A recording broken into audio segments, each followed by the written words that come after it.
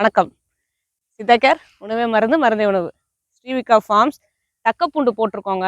ஒரு ஒரு அறுவடை பண்ணிட்டு திரும்பவும் விதைக்கிறதுக்கு முன்னாடி எல்லாரும் இங்கே தக்கப்பூண்டு போடுறாங்க. தக்கப்பூண்டு வந்து நிலத்துக்கு வந்து இயற்கையான உரம், தழைச்சத்து மிக்கது அப்படின்னு சொல்கிறாங்க.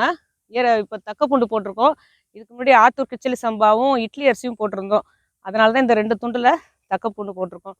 இதுதான் நாங்கள் வந்து தங்கிட்டு போகிற சின்ன ஷெட்டு வீடு மாதிரி செஞ்சு வச்சுருக்கோம். இங்கே வாரத்துக்கு ஒரு தடவை குழந்தைகள்லாம் அழைச்சிட்டு வந்துடுவோம்.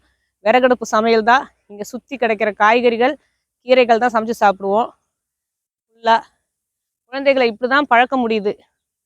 நச்சில்லா உணவு கிடைக்கணும் அப்படிங்கிறதுக்காக வாரத்துக்கு ஒரு முறை நல்ல காற்றை சுவாசிக்கணும், ஏர் பொல்யூஷன்லேருந்து தப்பிச்சு வரணும், நல்ல காற்றை சுவாசிக்கணும்.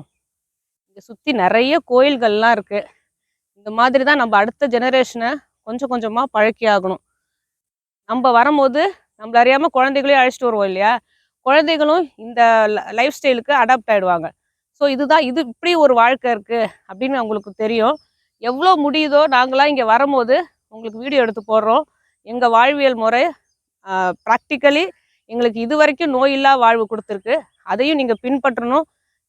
இது முடியுதோ இல்லையோ இங்கே சுற்றி உள்ள கோயில்கள் நீங்கள் எங்கே இருந்தாலும், தமிழ்நாட்டில் இருந்தாலும் சரி, வெளியூரில் இருந்தாலும் சரி, வெளிநாட்டில் இருந்தாலும் சரி, உங்களை சுற்றி கண்டிப்பாக கோயில்களும், கோயில்களை சுற்றி வயல்களும் இன்னும் இருக்குது. இயற்கை நமக்கு பாதுகாத்து கொடுத்துட்டு தான் இருக்குது. குழந்தைகளை அழைச்சிட்டு போங்க.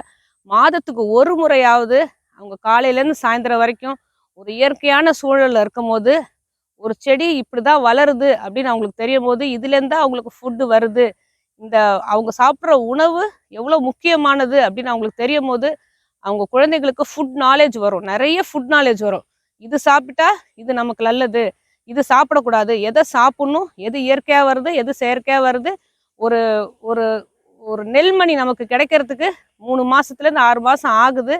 அதை வெயிட் பண்ணி அதுக்கப்புறம் அதை 3 மாதம் மூட்டை கட்டி வச்சு அதுக்கப்புறம் அதை அவிச்சு நம்ம சாப்பிட்றோங்கிறது ப்ராக்டிக்கலி குழந்தைகளுக்கு தெரிஞ்சோம்னா ஒரு மணி சாப்பாடு கூட அவங்க வீணாக்கவும் மாட்டாங்க.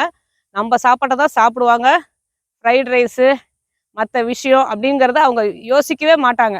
அந்த பாஸ்மதி ரைஸ் நமக்கு ஒவ்வாது, நம்ம எங்கெங்கே இருக்கோமோ அந்தந்த அரிசி தானே நம்ம சாப்பிட முடியும். அதனால் நமக்கு நம்ம வீட்டில் விளையிற, நம்ம வயலில் விளையிறது தான் நம்ம சாப்பிட்ணும் அப்படிங்கிற அவங்களுக்கு உணர்வு வரும். அதே மாதிரி வேறு ஏதாவது வயலுக்கு போனால் கூட அவங்களுக்கு இப்படி தான் செடி வளருங்கிறத நாலேஜும் அவங்களுக்கு கிடைக்கும்.